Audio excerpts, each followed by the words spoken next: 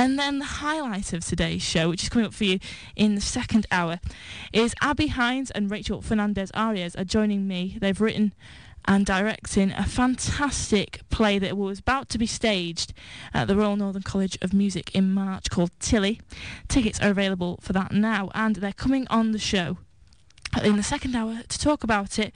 I'm very excited, looking forward to seeing them again as well. I'm Katy Booth on Manchester's 106.6, and I'm delighted to be joined on the show by two of my friends, Abi Hines and Rachel Fernandez-Arias. Hi, Katie. Have I said your name right? That's right. Oh, lovely in Spanish, yes.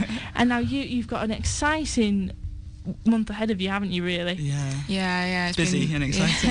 Yeah, very busy, but we're getting into those stages of rehearsals where things get really exciting now. Yes, because your play Tilley is going to be on at the Royal Northern College of Music. That's right. Yeah. It's going to be the 4th and 5th of March, and we're in the Studio Theatre, which is a lovely space, isn't it?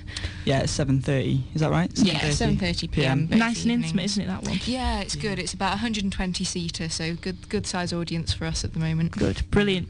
And so, what is Tilley all about? Yeah, Abby, what is Tilley all about? She's handing it over to me as the writer. Tilley kind of came from, I was studying cross-dress performances at university, looking at particularly performances of a woman called Vesta Tilley, who cross-dressed as a boy and particularly as a soldier in the lead up to the First World War in the variety theatres in London. And what really excited me about that was the way that she managed to persuade a generation of young men to go to war, despite the fact that she was a woman and would never go herself. So it was really that kind of contradiction that we look at in the play, even though it's been kind of reimagined and set in Manchester. Yeah, it's a proper northern treat. Yeah. Good. Very, very mank, this production. Good, that's what I like to hear. Brilliant. Yes, that's really interesting, that is. And obviously it's an original play written by yourself, Abi. Yeah. So how did you get the inspiration? I think you've already said where you got the inspiration from. I mean, it really came from kind of my lack of time last year. I was trying to complete my degree, and also I was on the Liverpool Everyman and Playhouse run a Young Writers programme, which I was on last year, which was fantastic, and I learnt a huge amount. But I needed to write a play at the same time as handing in this essay, so it literally came from kind of the idea to put the two together and use the research for both. Wow. But I think it's worked out pretty well. I don't know where you find the time. You're so busy doing lots of different things. Well, yeah. I think the bags under our eyes suggest how. No way.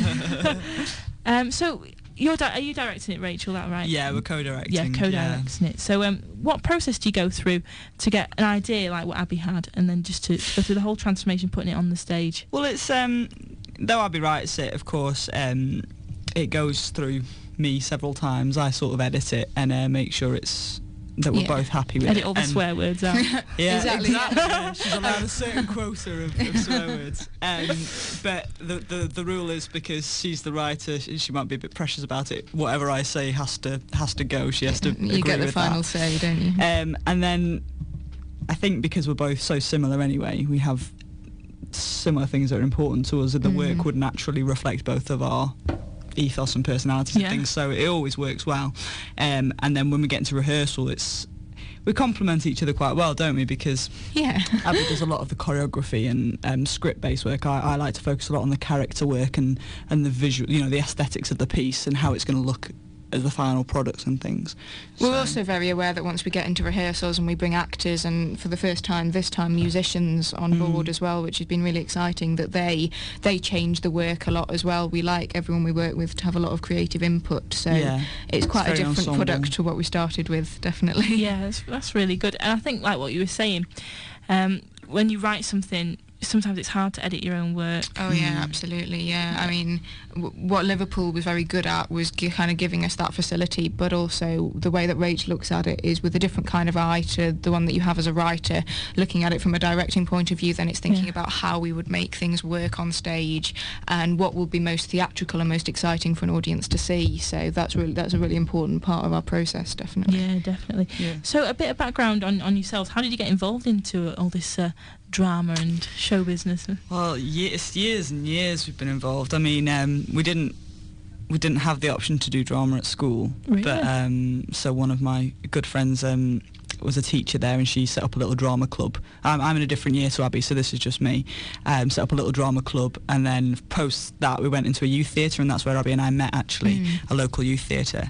So this is, I think I was like 13 it's a long years way ago back. now when we started. We were very lucky to have a local youth theatre. There were a lot of people, maybe their options are only to go to somewhere that charges a fortune, and not everyone can afford that. I think ours was 50p a week, was it? Yeah, and even that, if you forgot, it didn't really matter. Yeah, exactly, yeah. So I think that's what really kind of sparked the passion for us to go and do our own stuff. Yeah. And then obviously through university, we were doing as much as we could.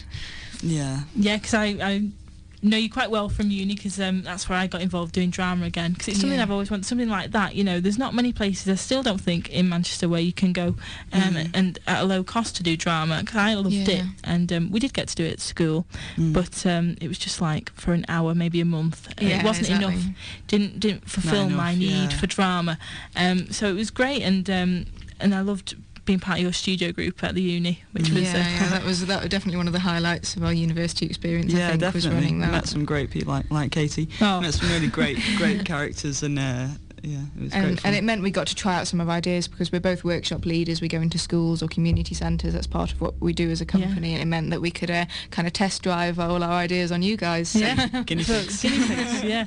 It was always great fun that we had. Always a good laugh.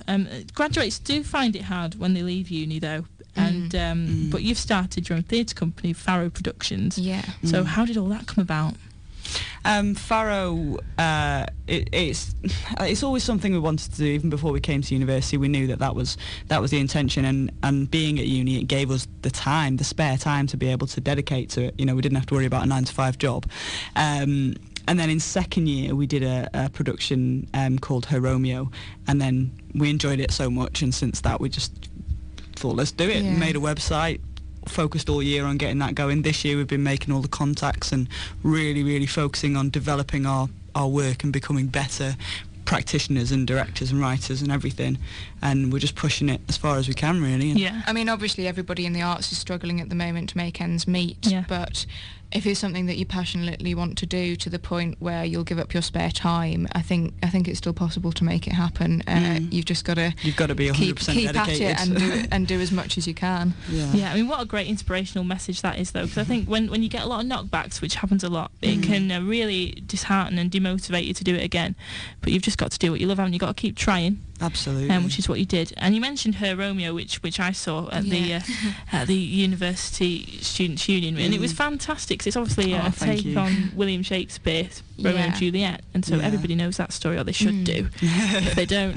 But it was really good and very visually pleasing to the eye as well. Is Tilley going to be like that? Absolutely, yeah. I mean, our ethos as a company is to make sure that we have the spectacle, the strong visuals, the colour, the richness, but also the real characters, the characterisation that comes with that. And I think Tilley is a really good combination of both. We've got original songs, big numbers that reminiscent of the music halls and things.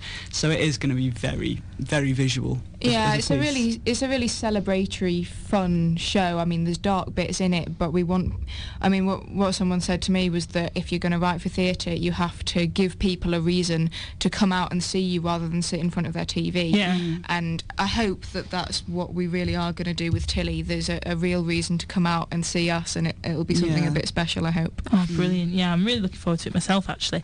So you mentioned a bit before, apart from staging plays, what else do you do as a company? We do film. I primarily make the films in the company. So the latest, I'm doing a short 10-minute film which is called Guided, which should be coming out hopefully May at the latest, which is it's a fantasy film. Wow. I've got influences from Guillermo del Toro, the greats, Pan's Labyrinth, The Fall, all sorts of films like that. And it's it's in short, it's just a film about childhood and how adult filmmakers or adult audiences perceive childhood and how they often exploit it. Yeah. Tideland is a perfect example of that. Terry Gilliam gives this amazing introduction to Tideland, saying how could he put this little girl in these positions, or make people think what she was doing was out of order and things, but it's just a child's perspective, and you can't decide what a child thinks or what a child sees. So that's what I've tried to go for. There are details of that on our website, aren't there? You can see some photos and various bits and pieces about the design process, because there was a lot of artwork went on into that project. Yeah, I'd say so. I mean, primarily film and theatre, but the design aspect of our company is so important. I mean, if you check out the website, you'll see the posters and things. And my brother Daniel, he's the main designer for the company. He's fantastic, he's an extremely talented young man, and he just that's part of what we do. You know, it's not just an isolated project. It comes with a series of artwork. It's all about the wholeness, the completeness of the project, which goes into everything. We don't just hand out a flyer and that's it. It's not just a black and white printout. It's something that really reflects the piece, and it's as important. Every bit is as important, and I think that's our strength as a company. Yeah, we're perfectionists. That's what makes you stand out from the crowd, really, because it is so amazing what you do. So our film studies lessons served you well, Rachel. They have, absolutely. Screen studies department at University of Manchester. Did we have? I remember we were going for 9 o'clock lectures sometimes, and it'd be such a drag. I know, but with Rennie, it wasn't that much of a drag. He was lovely. Don't make me blush. Anyway, I'm glad that the listener can't see me, but anyway. So what are your future plans after Tilley's finished it? Are you going to stage anything else? Yeah, well, we've got a few projects in the pipeline, actually, a couple of scripts that are still in development. So the one that you can kind of catch little glimpses on our website at the moment is Heracles. Yeah, the 12 Tasks of Heracles. It's going to be a family show. Right, yeah. With puppetry movement. It's going to be real. It's going to be real fun, and I'm really excited about that. If this year or next year, we're not entirely sure on our timetabling yet, but that's definitely one in the pipeline. And just various, we're constantly coming up with ideas, and then they'll be put in the pool, and then we'll draw from them later. Yeah, there's a few things we can kind of draw on whenever things come our way. We're starting to look at things like attending festivals. It's all about money, obviously. Theatre companies as small as us always are, but exciting things for Faro over the next year, I hope. We'd love to do Edinburgh as soon as possible, so that's what we're aiming for. Yeah, that'd be really good. That'd be fantastic, so, but before then, obviously, Tilley is on, and so where can we find out more information and get tickets? Well, I mean, primarily go to our website, which is www.faro Productions. It's Faro Productions, not Pharaoh, as a lot of people say. www.faroproductions.com, and all the information's there. The actual tickets for the show you can get from keytickets.com, which is Quay, but the site's down at the minute, actually, so if you try over the next couple of days, if there's a problem, just call them. Best place is through our website, though. And on there you can also see our video blogs. We've been keeping video rehearsal diaries. There's a trailer as well. Yeah, there's also a new theatrical trailer out that you can view on there to get a bit of a taste of the show before we go up. And join our mailing list as well. If you just send us an email to any of our addresses, contact at Faro Productions, whatever, just send us your email and we'll keep you updated. Yeah, and even the emails you send out are really well designed. Well, the monthly newsletter, we try to keep that nice. And I liked our Christmas one in particular. We changed colour scheme particularly for the Christmas newsletters. Wintry. I enjoyed that. Yes, that's brilliant. So just remind us when Tilley's on then, Abby. So Tilley is on the 4th and 5th of March. That's a Friday and a Saturday at 7:30 p.m. and you can catch us in the Studio Theatre at the Royal Northern College of Music, which is on Oxford Road. Wonderful. Now we had, because we love drama here at Manchester's 106.6, and we had a request. Now I don't know whether you'll be wanting to do this, but could you maybe improvise a little bit of your dialogue? Improvise a bit of our dialogue from the show? Yes, I'm getting you back now for all the times you made me do it. Payback time. Goodness, what should we do? Well, I can't remember any lines. Well, I could do the intro for you. What do you think? Yeah, that'd be good. I'll give you the first few lines of our show. Okay. Right. Shall I be the ambience? I think you should be the ambience. Yeah. I won't be able to do as good a job as Charlie, who's playing this character, actually does, but I'll give it a go. Okay, are we ready? Okay. All right. I'm going to stay quiet, I think. Yeah. Once there was a beautiful young boy, but he didn't want to be an ordinary boy and grow into an ordinary man. He wanted to transform. Dun, dun, dun. Oh, that's a good opener. There we go. So obviously the actors do it much better than that. Much better than that. I'm not a good advertisement for the show. We have a fabulous cast this time. I just want a big shout out to those guys because they're working extremely hard and they're all brilliant. Yes. Oh yeah, I'm really looking forward to seeing it. Lovely to have you on the show. Great, Thanks so much for having us, Lovely Katie. to be here. Good luck with it all. Thank you. So now we're going to go into Say It Isn't So by Gareth Gates.